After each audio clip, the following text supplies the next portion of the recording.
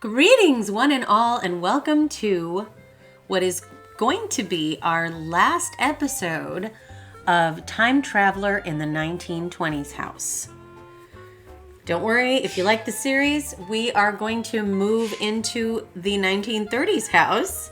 It's actually going to be a very similar apartment building with some slight tweaks and an entire cast of brand new guests.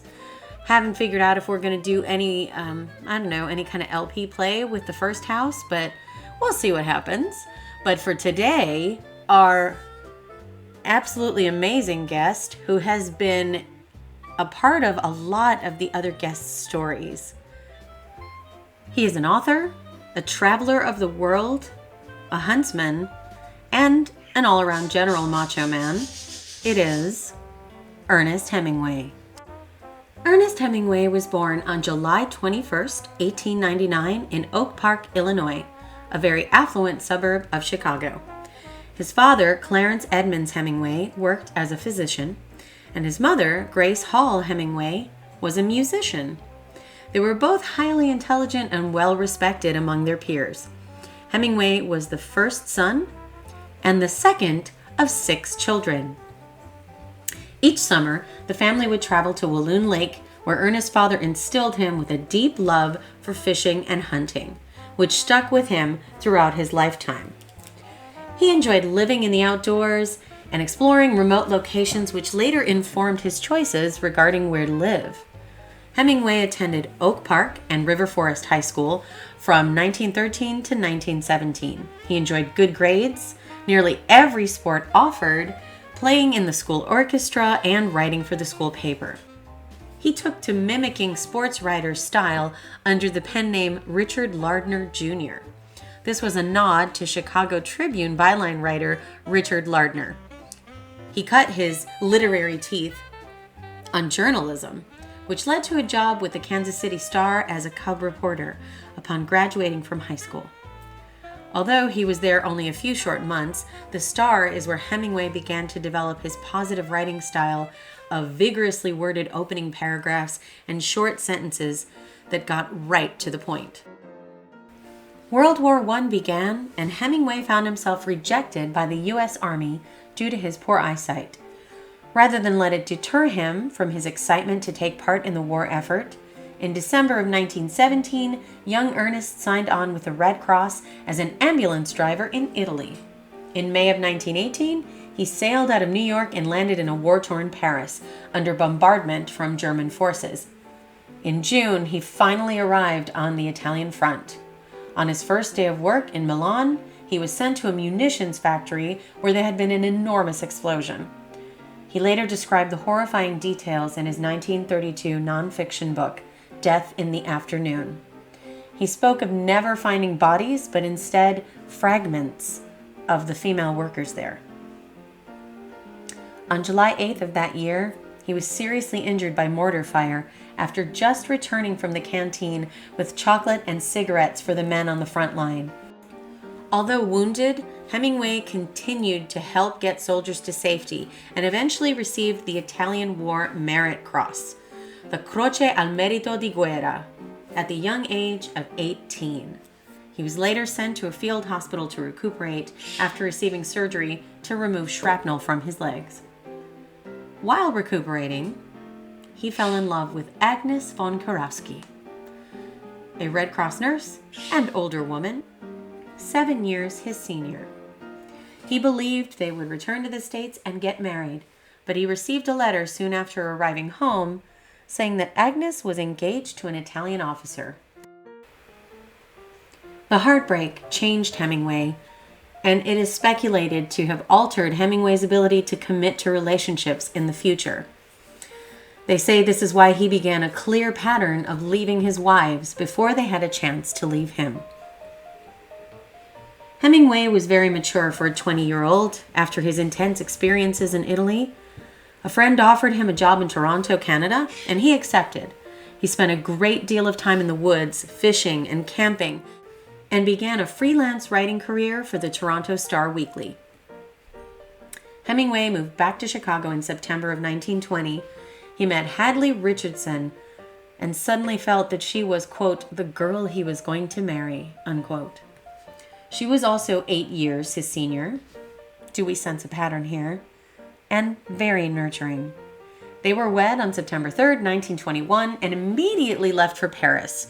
It had been a lifelong dream since Hemingway felt that it was the place where the most interesting people in the world lived.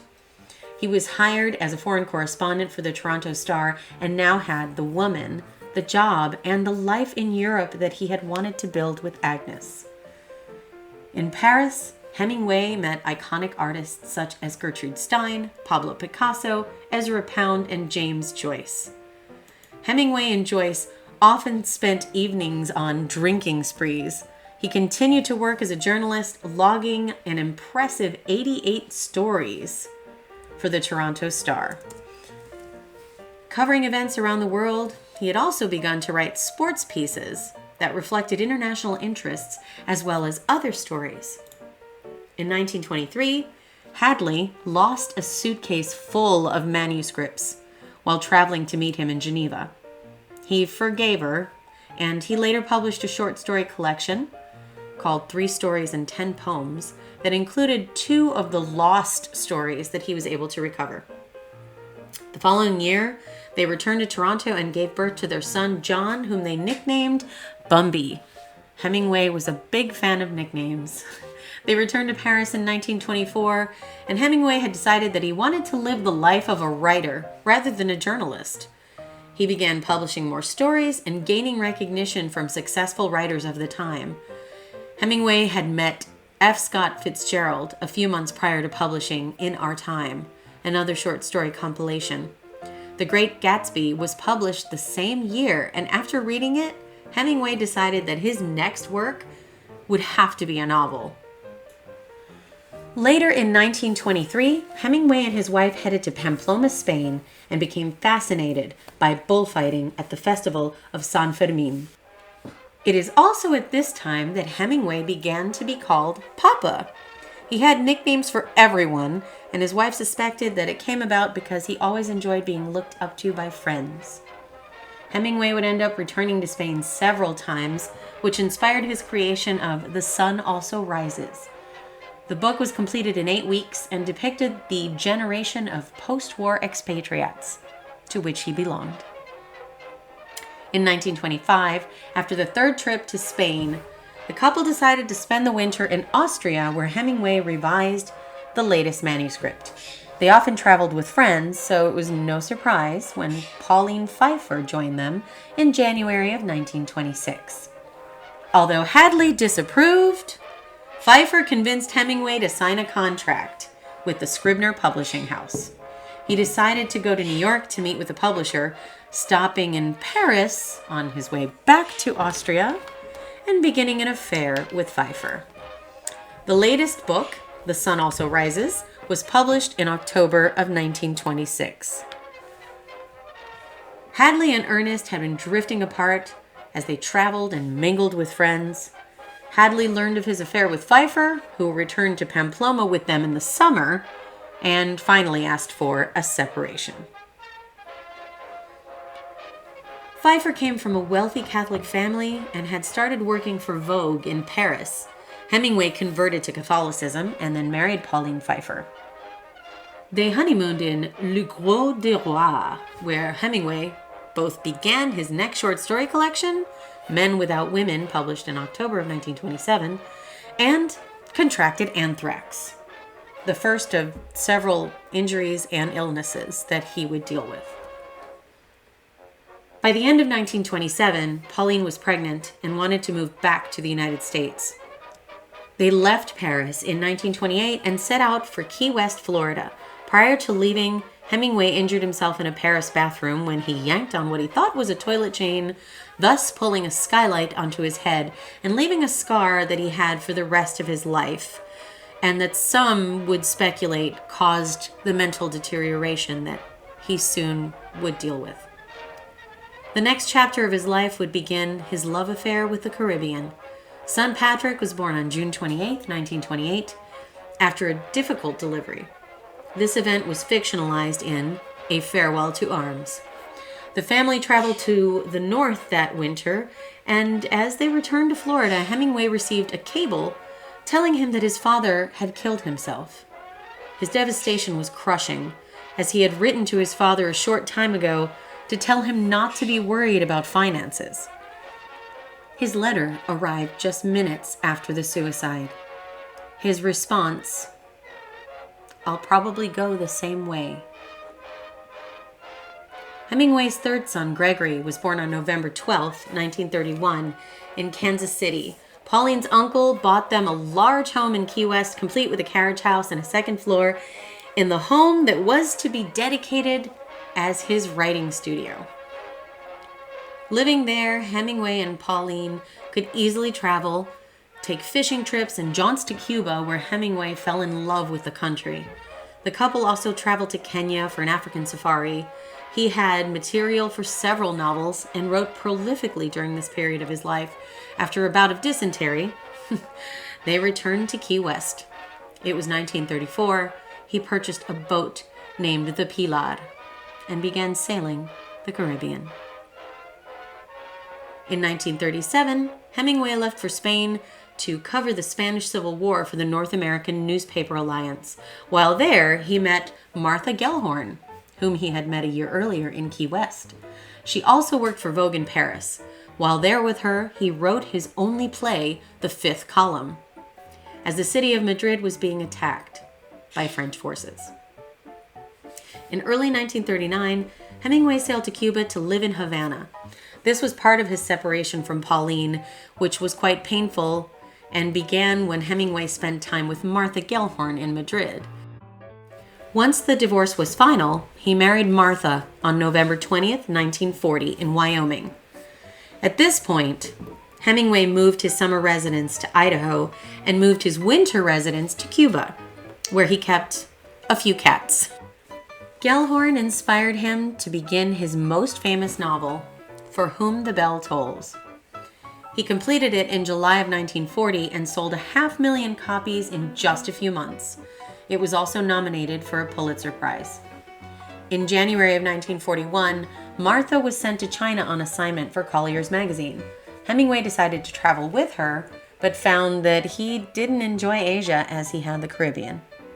Some biographers speculate that during this time in his life, he was recruited by the KGB to spy on the enemy.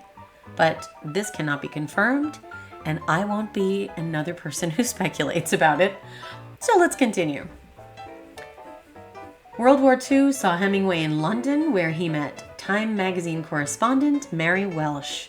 He became completely infatuated with her.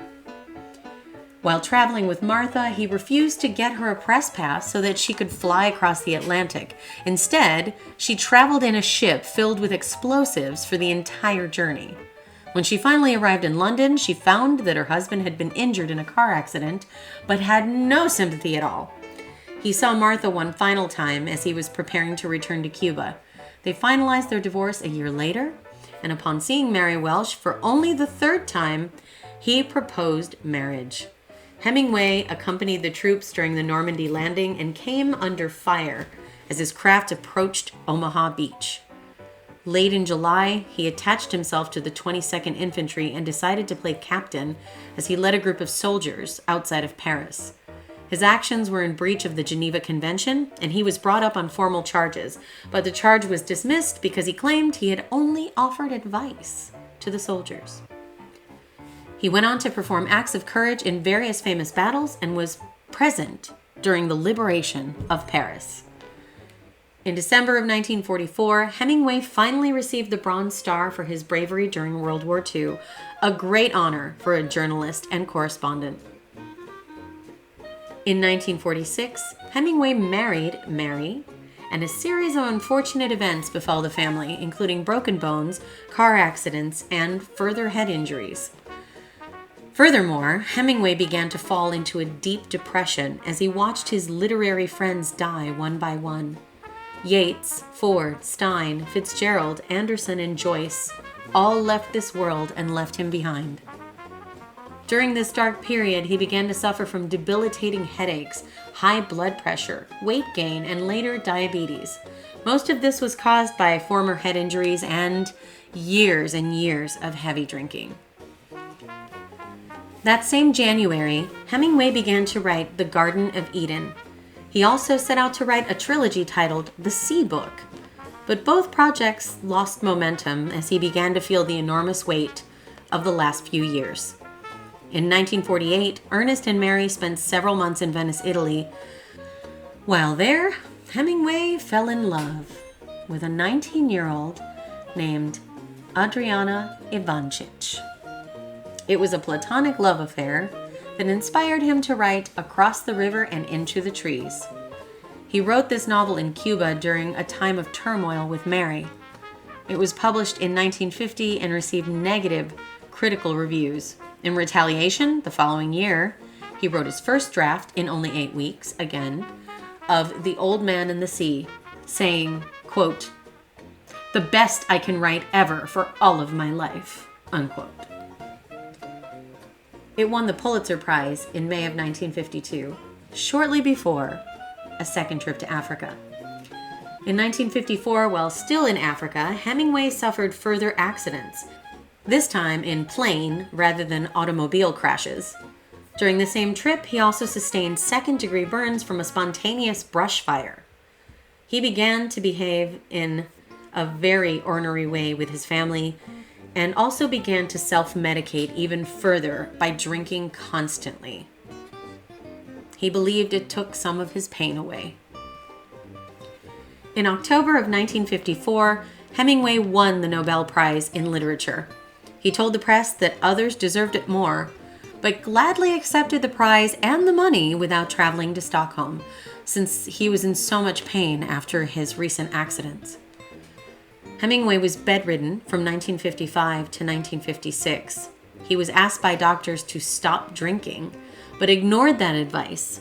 He attempted a trip to Europe in the fall of 1956 and became seriously ill, diagnosed with high blood pressure, liver disease, and arteriosclerosis. While in Paris for his final visit, he was reminded of trunks that he had never claimed. Inside of those trunks, he found manuscripts and notebooks filled with writing from his heyday in Paris. He began to fashion these into a movable feast. He continued to make additions to his final works, revisions, and finishing touches. They were then placed in a safe deposit box. He soon fell into the deepest depression, from which he would never recover. He continued to write articles, now for Life magazine, when he realized that his writing was becoming disorganized and unruly for the first time in his career. He traveled to Spain to be photographed for the cover of the magazine, and then returned to New York, where he settled into Mary's apartment. He refused to leave, believing that he was being watched. His grip on reality was slipping. Mary took him straight back to Idaho, but was unable to care for him, so she flew him to the Mayo Clinic. His treatment was kept in secrecy, but at one point, Mary found a way to get shock treatments for Ernest. They did not help in any way with his disturbing thoughts and paranoia. He was released back to Idaho, where he received more electroshock treatments. He was released from the Sun Valley Hospital, and just 2 days later, he was in his house again. He made his way down to the basement and unlocked the cabinet where the guns were kept. He made his way to the front foyer of their home while Mary was in another part of the house. He took his faithful old double-barrel shotgun and used it to shoot himself. Mary told the press that it was an accidental death, but years later admitted that he had committed suicide. In his final years, he had begun to act like his own father, who had also killed himself, leading some to believe that accumulation of iron in the body's tissues caused hereditary hemochromatosis, and the deterioration of physical and mental function as well. This diagnosis was confirmed by private medical records. His multiple concussions may also have exacerbated his mental decline, as well as his alcoholism. He stayed with Mary for the longest of any of his wives, 15 years, and she lost him in the most tragic way. She also took it upon herself to have his remaining works, 3 of them, published posthumously. Several memorials have been erected in his memory. He touched a generation with his work, and his legacy is untouchable. One such memorial in Sun Valley, Idaho reads, "Best of all, he loved the fall, the leaves yellow on cottonwoods, leaves floating on trout streams and above the hills, the high blue windless skies. Now he will be part of them forever." Thank you so much for watching today. This was a difficult video to make. I left volumes and volumes and volumes of information out of this video because there just wasn't enough time in a Sims video. And even then, I had to work really, really hard to fit what I had in. I hope I didn't talk too fast. I hope you enjoyed it. And I hope that it has intrigued you and maybe made you wonder what it would be like to read one of his books. And if you could maybe sense the pain that he was in. I think a lot of people understood that he was a very tempestuous soul, but to hear his life story definitely puts it all in perspective. As usual, I will place some links in the description, and hopefully you will take a look at some of those, see what you think, gather your own opinion about his crazy, crazy life. He was quite an individual, and I do hope that you enjoyed the way I presented this today. If you're interested in seeing some of my characters interact from this household, I will do my best to show you what it's like in this apartment building. I assure you it is insanity. But I am looking forward to putting together the 1930s Time Traveler. I hope you're excited as well. And until then, I hope that you'll keep up with my hideouts, famous, notorious gangsters and their homes and stories. I love working on that series. It still fits into this 1920s and 30s time period that I love so much, and it's a lot of intrigue and murder and all the things you expect to get from the mob. So if you're into that, if you like true crime, please come on over and follow my Hideout series until we get that 1930s series rolling. Until next time, I hope that you are happy, safe, and healthy, and that you have a beautiful day.